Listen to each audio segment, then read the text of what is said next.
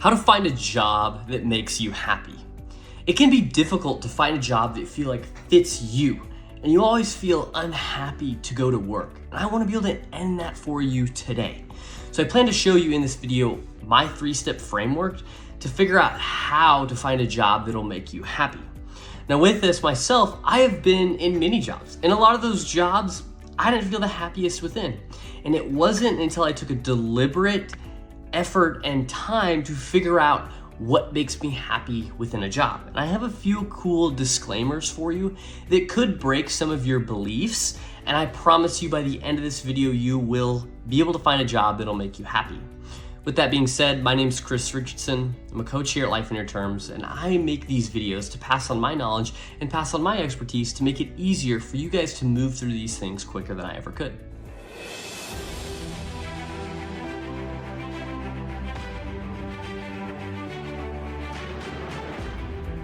So before I get into the first step, I want to lay out a very important disclaimer. I know the video is titled, How to Find a Job That Will Make You Happy, but no job will make you happy. It will be your choice in your work to make yourself happy. Because the way you can illustrate this belief is that you could give a job to two different people. One person would be happy, one would be another. So it's not the job itself, it's the person within the job, what they enjoy. And it's gonna be your responsibility to find a situation that makes you happy and that you really create your own happiness within it. So I wanna get that out there because I think a lot of people are a victim to these things. They're a victim to, oh my gosh, none of these things make me happy. My professional, my relationships, I'm not happy in these areas. Well, they don't take that degree of responsibility that you need to take to make yourself happy. Now, on top of that, another disclaimer is that whatever job or situation you are in, you will never be happy 100% of the time. As a coach, I would say I'm happy about 80% of the time, but there's things that I don't want to do. For example, right now I'm building a new client acquisition system, and setting up the accounts and linking all this stuff together is boring me out of my mind, but it's very necessary for me to do to be able to do what I love. So I want to lay out that disclaimer for anybody that thinks that they're just going to find a job, they're going to be happy all the time, it's going to be the perfect fit. But with that being said, the first step in the process is going to be to identify your passions and strengths. In some ways you can do this is you can do a personality test. I like the 16 personality tests. It kind of lays out your strengths, weaknesses, what you might like, what you might not like. I like that one. So personality tests can be helpful if you don't know a lot about yourself. Also skills assessments, there's hundreds out there, just pick one. And then also, I like, this is probably my favorite way to do it, is to look back at a time when you were really happy and really enjoying what you were doing. What did your life consist of? What was the job you were in? If I look back, I used to work at this mower medic is what it was called. It was this shop. And what I was able to do, I was able to go to work and I just worked on my own. I had complete freedom. They would give me a stack of sheets and I just had to go through each mower and fix it. And I don't really care about being a mechanic or being and working on mowers, but what I found is I loved how free I was and how autonomous I was within the job, and I knew I wanted a job related to that in the future. I was like 15 at the time, but it gave me really crucial information to help me choose a career down the line. So if you could look back to a job, and maybe it's not the job or the work itself made you really happy or enjoy what you were doing, but it was factors of the job that you really enjoyed. Another one that comes to mind for me is that I currently work at Costco at my day job, and I really enjoy some of my interactions with my coworkers. I don't like the work itself, but I like the interaction with my coworkers. So how can I create that environment in the future for a job that I would do? So if you can look back at a time, that can be really helpful and lend some ideas on your passions, strengths. Maybe another job really made you feel strong in a certain area and you were able to create a big impact. I don't know, you have to look at your own personal experiences, then you can use that in these next two steps. On top of that, another thing you can do is to ask yourself, what do you love to do in your free time? And can you monetize that skill? So if you really love being in nature, I mean, you could be a game and parks ranger, or you could do something like that that would allow you to be in nature and like and enjoy 80% of what you do. So look at what you do in your free time. I know some of my friends who they really like video games, and so they started streaming. And you know, it hasn't really taken off yet, but they're enjoying it, and I think that's what's important, and they maybe will be able to make something out of that. So it's ask yourself, what do you love to do in your free time? And then how can you monetize that? For me, I really love conversation. I love conversation. So coaching was the perfect field for me because I get to help empower others to change their situation. That's how I ended up where I am now. So assessing your passions and strengths can be really helpful in identifying a job and somewhere that you would really fit within. On top of that, another thing you can look at is the 4 situations. So these 4 situations is, if I were to give you $100 million, what would you do with it? What would you buy with it? If I were to tell you that I'd pay you $100,000 a year to do something you love, you just have to be doing something you love, what would you work on? If you had a 3-year expiration date, 3 years you're gonna drop over dead, what are some of the things you'd be working on?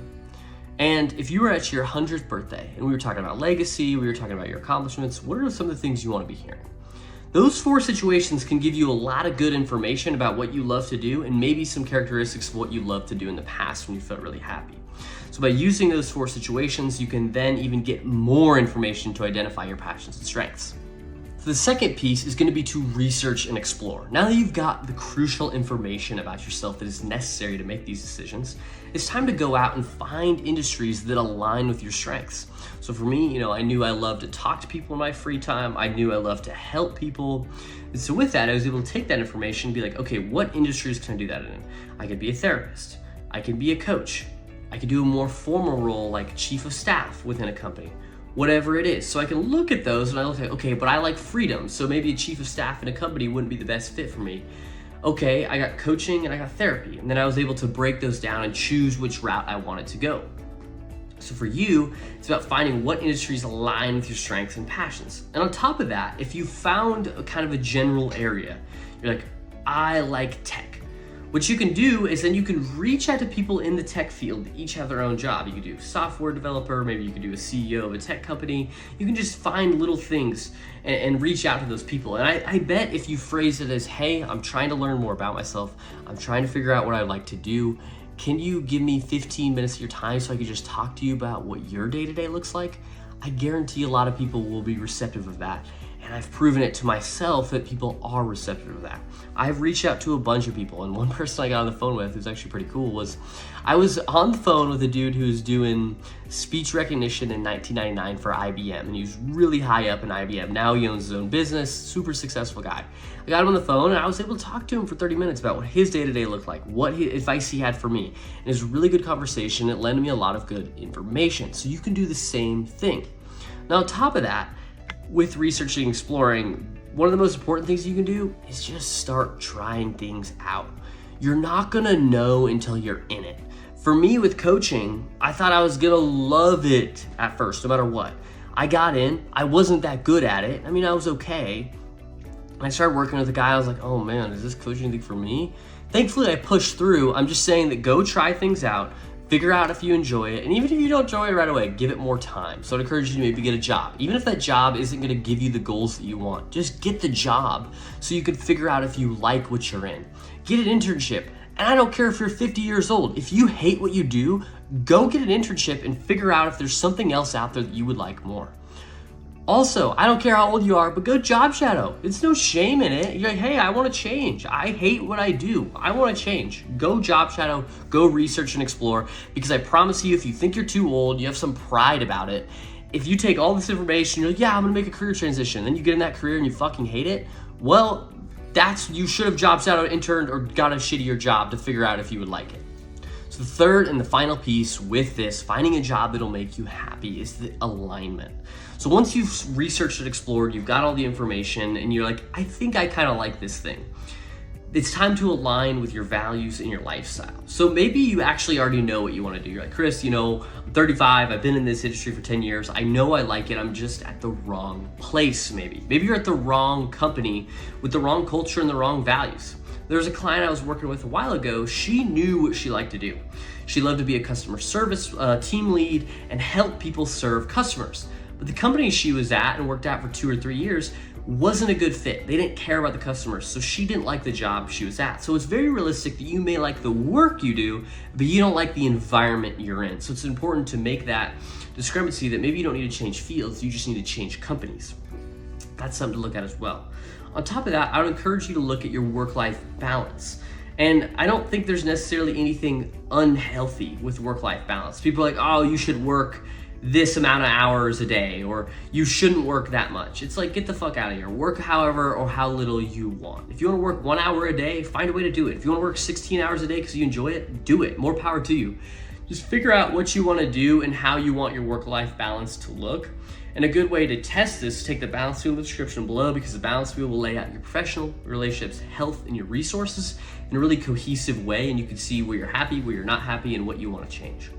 On top of work-life balance, one final thing you want to align with your values and your lifestyle is to align with your purpose and your impact that you want to make. If you are at a job where you like the work you do, but you don't feel meaningful, it's time to move on from that job, because our time is limited and we want to make an impact and we want to have a purpose in our life.